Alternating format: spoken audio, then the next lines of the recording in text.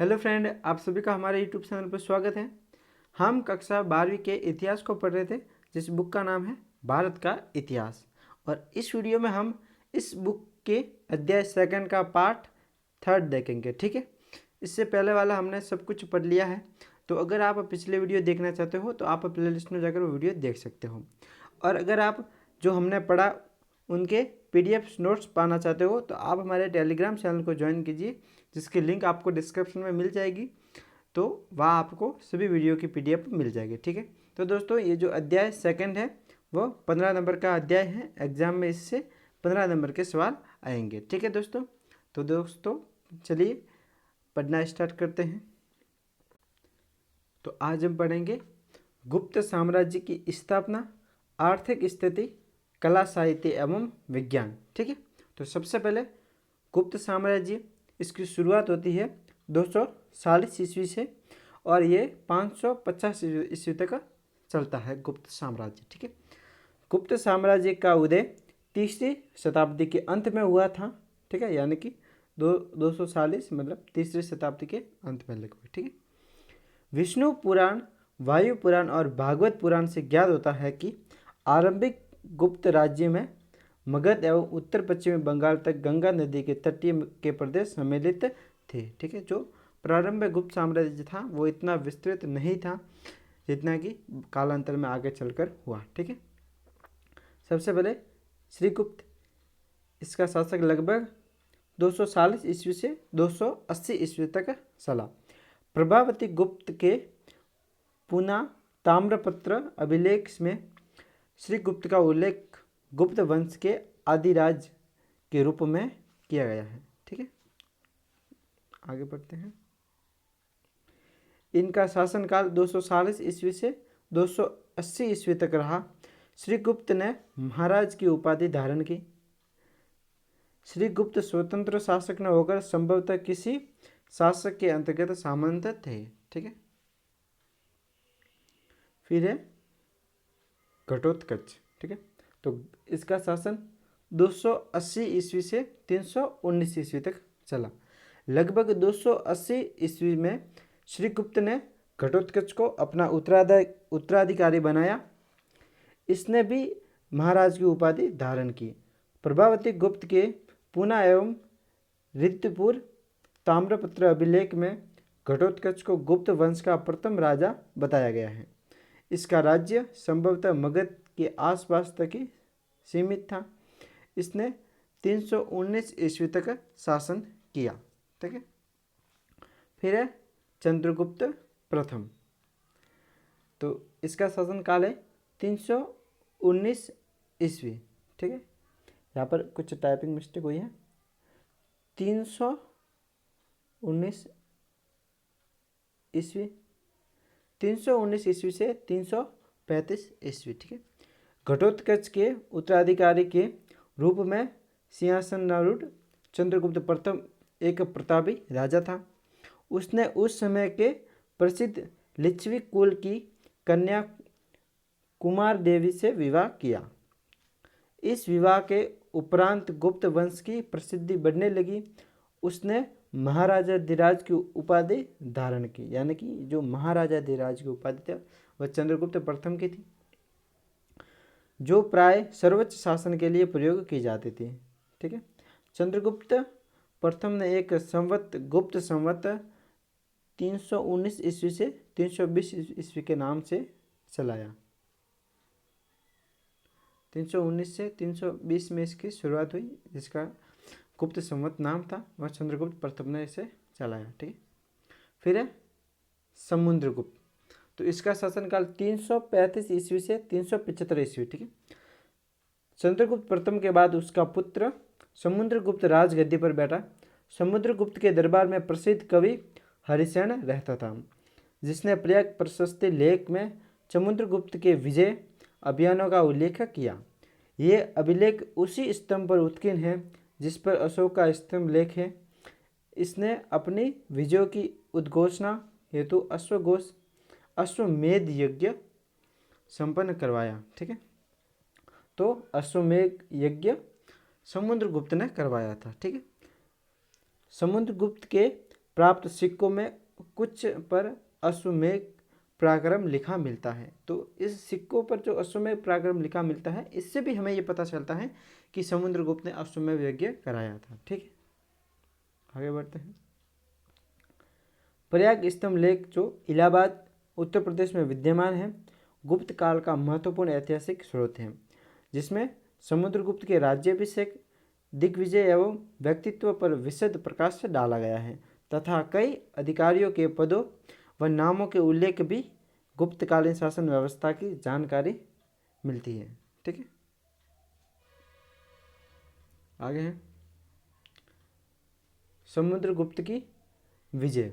समुद्रगुप्त एक महान शासक, सेनापति, कूटनीतिज्ञ, बहुआयामी प्रतिभा से युक्त यथार्थवादी व्यक्तित्व वाला था। उसके दरबारी कवि एवं महासंधि विग्रह हरिसेन ने प्रयाग प्रस्तुति में अपने आश्रयदाता समुद्रगुप्त के पराक्रम एवं दिग्विजय का वर्णन किया है। समुद्रगुप्त ने सर्वप्रथम आर्यावर्त अर्थात गंगा यमुना दो आब पर सैनिक अभियान किया, जो 2 चरणों में पूर्ण हुआ। 9 राजाओं रुद्रवेद, मतिल, नागदत्त, चंद्रवर्मन, गणपति, नागसेन, अच्युत, नंदी एवं बलवर्मा को पराजित किया, जिन्हें राज्य प्रसवोद्धरण की नीति के तहत साम्राज्य में मिलाया गया। तो ये उसकी नीति थी। ठीक है, जिसके तहत इन सभी जो राज्यों को उसके साम्राज्य में मिलाया गया। ठीक है, आगे बढ़ते हैं।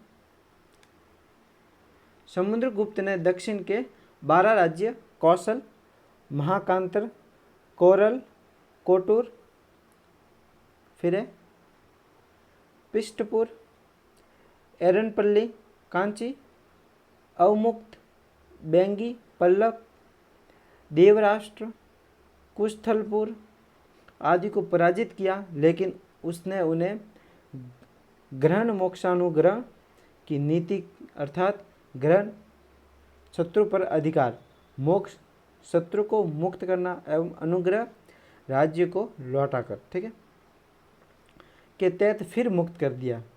वह जानता था कि इन दुरुस्त भागों पर प्रत्यक्ष शासन असंभव नहीं तो मुश्किल अवश्य था। ठीक है, यानी कि इन 12 राज्यों पर समुद्रगुप्त ने विजय प्राप्त की, लेकिन उसको पता था कि इतने दूर जो राज्य हैं उन पर प्रत्यक्ष रूप से इतने दूर से शासक करना मुश्किल है। ठीक है, नामुमकिन तो नहीं है लेकिन मुश्किल है। तो इसी कारण उसने सोचा कि उन सभी राज्यों को वापस अपना राज्य लौटा दिया जाए ताकि वो अपने अपने राज्य पर शासन कर सके उस समुद्रगुप्त के अधीन रहकर। ठीक है, अतः उसने ग्रहण मोक्षानुग्रह की व्यवहारिक नीति का अवलंबन किया। समुद्रगुप्त ने मध्य भारत के 8 द्वीपों को भी परास्त किया, वो उन्हें अपना भृत्य बना दिया। ठीक है, सीमांत प्रदेशों के राजतंत्रात्मक एवं गणतंत्रात्मक राज्यों में भी भयभीत होकर अधीनता स्वीकार कर ली। ठीक है, तो आसपास के जो राज्य थे सीमांत प्रांत के, तो उन्होंने भी समुद्रगुप्त से भयभीत होकर उसकी अधीनता स्वीकार कर ली।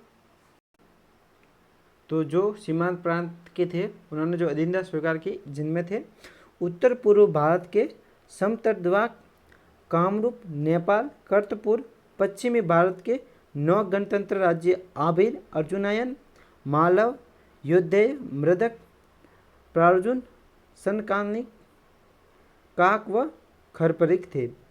इनके साथ सर्वदानाज्ञाकरण प्राणायाम की नीति का अवलंबन किया। देवपुत्र, शाही शानुशाही, शक, मरुंडक तथा सिंहल आदि विदेशी शासकों ने समुद्रगुप्त से भयभीत होकर उससे मैत्री याचना की, यानी कि जो मित्रता की याचना, मित्रता का हाथ बढ़ाया। इनके साथ आत्मनिवेदन, कन्योपायन, गुरुत्मकित, स्वविषय, भुक्ति, शासन याचना की नीति का अनुसरण किया।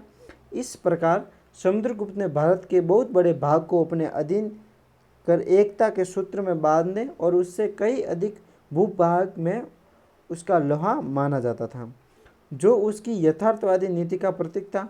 स्मिथ ने समुद्रगुप्त उसकी बहादुरी एवं युद्ध कौशल के कारण भारत का नेपोलियन कहा। तो स्मिथ ने समुद्रगुप्त को भारत का नेपोलियन कहा, समुद्रगुप्त को भारत का नेपोलियन कहा जाता था।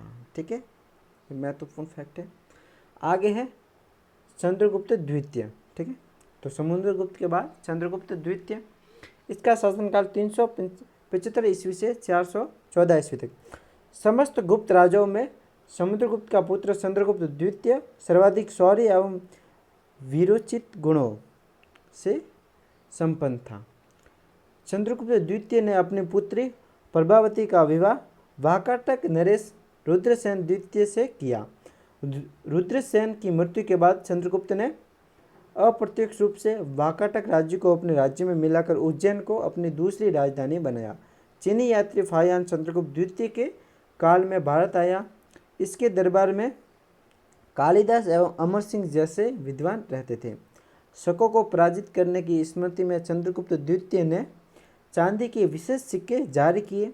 चंद्रगुप्त द्वितीय ने सर्वप्रथम वैवाहिक संबंधों द्वारा अपनी स्थिति सुदृढ़ की। उसने नागवंश की कुबेर नागा तथा कदम्ब वंश की राजकुमारी से स्वयं एवं वाकाटक वंश के रुद्रसेन द्वितीय से अपनी पुत्री प्रभावती का विवाह करवाया। ठीक है, प्रभावती का विवाह किया। उसने प्रभावशाली शासकों की मित्रता व संरक्षणता प्राप्त की।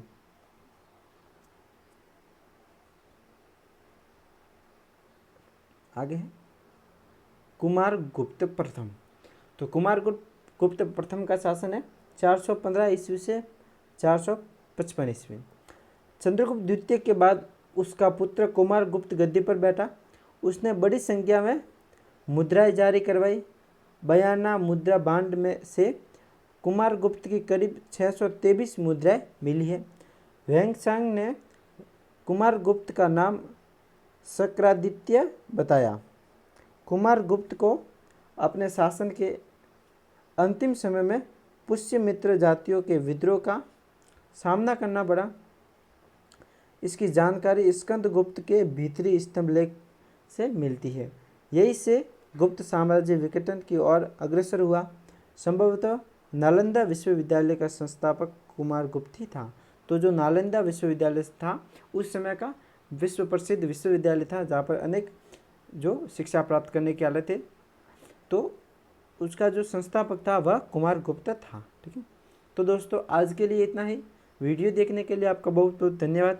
अगर आपको वीडियो पसंद आया है तो वीडियो को लाइक करना, और अपने जो क्लासमेट हैं और कोई रिश्तेदार है जो 12वीं में पढ़ता है या जिसको इस वीडियो से कुछ लाभ हो सकता है, तो उनसे ये वीडियो ज़रूर शेयर करें। और अगर आप हमारे चैनल पर नए हो तो हमारे चैनल को सब्सक्राइब कर लें। ठीक है दोस्तों, धन्यवाद। मिलते हैं अगले वीडियो में। Thank you.